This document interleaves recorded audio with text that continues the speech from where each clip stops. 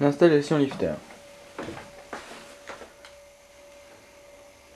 Voici ici l'unité centrale qui nous sert d'alimentation, où les fils plus et moins sortent de chaque côté de l'écran.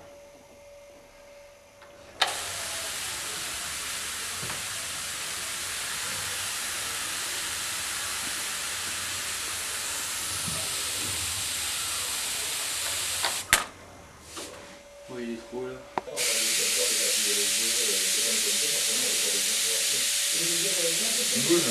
À cette épreuve de préparation pour l'épreuve de Paris des Olympiades de physique 2003-2004.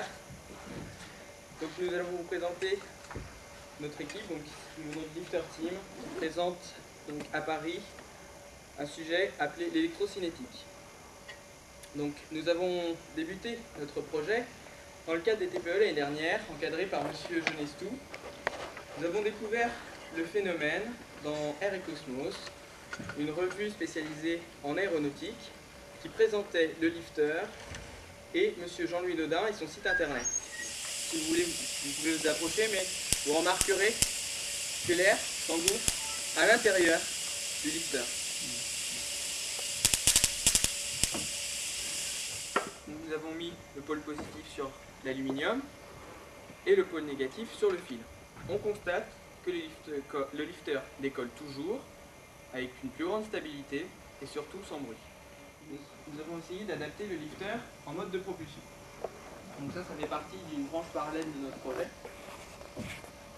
Nous avons l'intention de réaliser un dirigeable propulsé par un lifter. Donc, alors ici, nous avons réalisé un premier prototype avec un dirigeable gonflé à l'hélium et un lifter à l'arrière. Donc le lifter est bien sûr relié pour sa propulsion, pas pour son énergie, à un ordinateur comme ici. Donc on observe lors de l'allumage de l'ordinateur l'avancement du dirigeable à peu près à cette vitesse-là. Ce qui est quand même relativement intéressant. Notre projet, si nous avons les subventions nécessaires, c'est de réaliser un dirigeable complètement autonome. C'est-à-dire avec nous avons travaillé à une haute tension miniaturisée sur batterie. Et donc le dirigeable serait aussi radiocommandé. Picarène 9 volts, rechargeable. Et avec ce qu'on appelle un TV capacitor, donc on peut le voir ici, c'est en fait une bobine. Alors justement, le problème c'est que notre circuit électronique, là que nous avons en préparation, c'est qu'il a un variateur de tension. Et le problème c'est qu'il est encore trop dangereux, on a des soucis d'isolation, et on a eu des arcs électriques, donc c'est trop dangereux pour notre industrie. On a pas mal de problèmes, c'est des petits problèmes techniques qui repoussent nos expérimentations. Vous n'avez pas trouvé des gens qui utilisent déjà l'effet Corona et qui auraient pu vous voyez, des gens qui font des poussiéreurs, par exemple, électrostatiques. C'est attirer la poussière par la... Oui.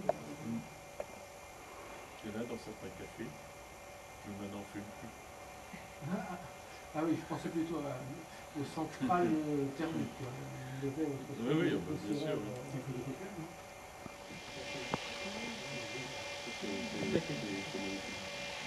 Oui, alors,